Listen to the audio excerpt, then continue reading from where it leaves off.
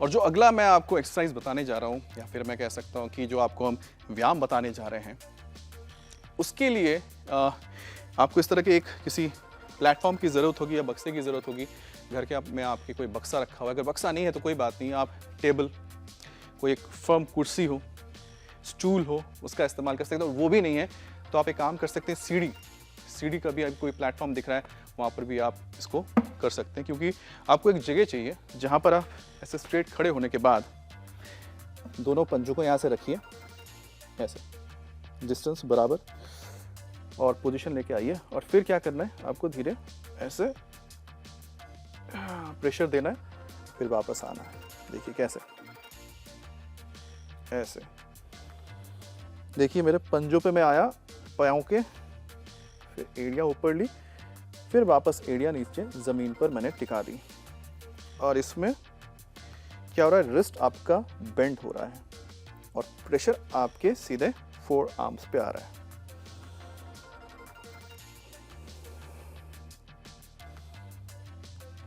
देखिए मेरे एड़ियों को एक बार चेक कीजिए, कैसे पंजे ऊपर गए, फिर एड़ियाँ नीचे आ गई, ये पोजीशन नीचे आ गई, फिर से ऊपर एड़ियाँ, फिर नीचे। अब आप सामने की तरफ आइए और मेरे पाम से, यानी हाथों के पंजे जो हैं उनको देखिए किस तरह से वो, उनके ऊपर रिस्ट बेंड हो रहा है, मुड़ जाएंगे। इसी तरह से आपके पाम्स ऐसे ही बिल्कुल फर्म रहेंगे, सिर्फ रिस्ट आपकी आगे पीछे हो रही है। और देखिए सारा का सारा प्रेशर किस पे आ रहा है, यहाँ पर आपके फोर आर्म्स पे प्रेशर आ रहा है। तो इसको भी 1 मिनट तक आप कीजिए। और जैसे मैंने बताया कि अगर आप घर में टेबल है, कोई लकड़ी की फर्म कुर्सी है जहाँ पर इस तरह से आप रख सकते हैं हाथ को, या फिर आपको लगता है कि कोई ऊंचा सा प्लेटफॉर्म है, उस पर भी आप इसको कर सकते हैं। बस ध्यान रखिएगा कि आप कहीं गिर ना जाए। अब मैं इसको चेंज करता हूँ जगह, फिर मैं आपको दूसरी तरफ से दिखाता हूँ कि किस तरह से आपको करना है। अब इस तरफ से देख लीजिए, आप इस साइड से चेक कर लीजिएगा, हाँ फर्म है। उसके बाद वही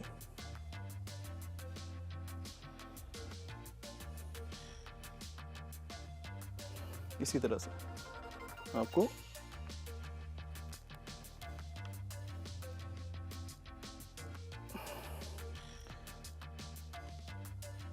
प्रेशर, ब्रीदिंग आपकी नॉर्मल है, इन आउट आउट, ब्रीदिंग आपकी नॉर्मल होगी, इन और आउट। और इस तरह से आप इस पोजीशन में इस वर्कआउट को कीजिए। और अब रिजल्ट्स की बात आती है। देखिए आपको यहाँ वेन्स नज़र आ रही हैं, जो आपका पॉपअप होगा तो इसी तरह से आपके वेन्स ऐसे विजिबल हो जाते हैं। जब आप इसको करेंगे ऐसे तो आपको वेन्स नज़र आएंगे, क्योंकि आप जब जैसे, तो यहाँ पर क्योंकि जो टेम्परेचर है वो बिल्कुल बोलते हैं ठीक टेम्परेचर है, बोलते हैं कूल है, तो इसमें क्या होता है कि तो पॉपअप होने थोड़ा टाइम लगता है। लेकिन जैसे इसको आप कर रहे हैं अगर नॉर्मल टेम्परेचर में, रूम टेम्परेचर में, तो आपको और जल्दी होगा, जल्दी आपके जो वेन्स से पॉपअप करेंगे, क्योंकि इससे पसीना भी बहुत ज़्यादा आता है। क्योंकि यहाँ पर ही मुझे पसीना आ रहा है, तो आप समझ सकते हैं कि बाहर करेंगे तो आप कितना पसीना आ जाएगा आपको। और ये जो आप देख रहे हैं वेन्स, इसी तरह से आपके वेन्स पॉपअप होंगे, और जो आपको एक रिजल्ट चाहिए, एक अच्छा लुक चाहिए फोर आर्म्स का, वो भी। और साथ ही क्या होता है, आपका फोर आर्म्स भी इससे काफ़ी स्ट्रॉन्ग बनता है। और इससे अब देखिए आपके जो रिस्ट है, रिस्ट पर भी काफ़ी क्योंकि प्रेशर आता है, तो रिस्ट भी आपका स्ट्रॉन्ग होगा, फ्लेक्सिबल होगा, जिससे कभी आपको रिस्ट में कभी दिक्कत नहीं होगी दर्द होने की। तो रिस्ट भी आपका काफ़ी इस पर मजबूत होता है, क्योंकि आपके फोर आर्म्स में जो ये जो वेन्स है, ये वेन्स आपको नज़र आते हैं। ये देखिए, ये जो वेन्स आप देख रहे हैं, ये पॉपअप हो जाते हैं।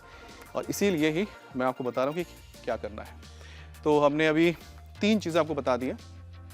3 चीज़ों के बाद अभी जो मैं आपको बताऊंगा वर्कआउट या फिर एक्सरसाइज आप किसी के, या फिर दंड कीजिए, क्योंकि दंड बैठक होती है ना योगा में, तो दंड है, और इसमें आपको अपने फिंगर्स के ऊपर आना है, और फिंगर्स के ऊपर आके करेंगे। थोड़ा सा इसमें एक वेरिएशन है कि मतलब कि एक सिंक्रोनाइजेशन होना चाहिए, left right left right right left, इस तरह से लेफ्ट राइट फिर से लेफ्ट राइट ऐसे होता रहेगा। लेकिन उसमें आपके फिंगर्स, आपकी रिस्ट और फोर आर्म्स पर बहुत प्रेशर आता है। लेकिन इससे क्या होगा कि आपका ये पूरा एरिया बहुत स्ट्रांग बनता है, मजबूत हो जाएगा। तो सबसे पहले क्या करना है आपको को दंड के पोजीशन में आ जाओ। दंड हम लगाते हैं ना, जिसमें हम हाथ ऐसे रखते हैं, पाँव को ऐसे ले जाते हैं, यानी पुशअप्स के लिए भी लेते हैं। लेकिन इसमें करना क्या है, आपको हाथों को ऐसे नहीं रखना, आपको ऐसे रखना है, ऐसे। और इसमें करना क्या है, जैसे आप आ गए तो देखिए, आप देख रहे हैं सिंक्रोनाइजेशन, मतलब कि आपकी उंगलियां ऊपर जाएंगी, फिर दूसरी बार ये नीचे आएंगी। मतलब इस हाथ की उंगलियां ऊपर गई तब ये नीचे है, जब ये नीचे जाएंगे तो ये ऊपर आ जाएंगे। तो अप डाउन करके ये सिंक्रोनाइजेशन चलता रहेगा। थोड़ा डिफिकल्ट रहेगा पहले सिंक्रोनाइजेशन बनाने के लिए।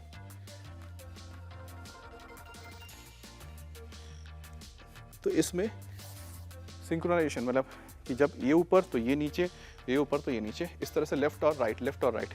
लेकिन इससे क्या होता है, ये जो फोर आर्म्स में बहुत प्रेशर आता है। अब मैं साइड से करके आपको दिखाता हूँ। ठीक वैसे ही पोजीशन ले लीजिए, उसके बाद 1 2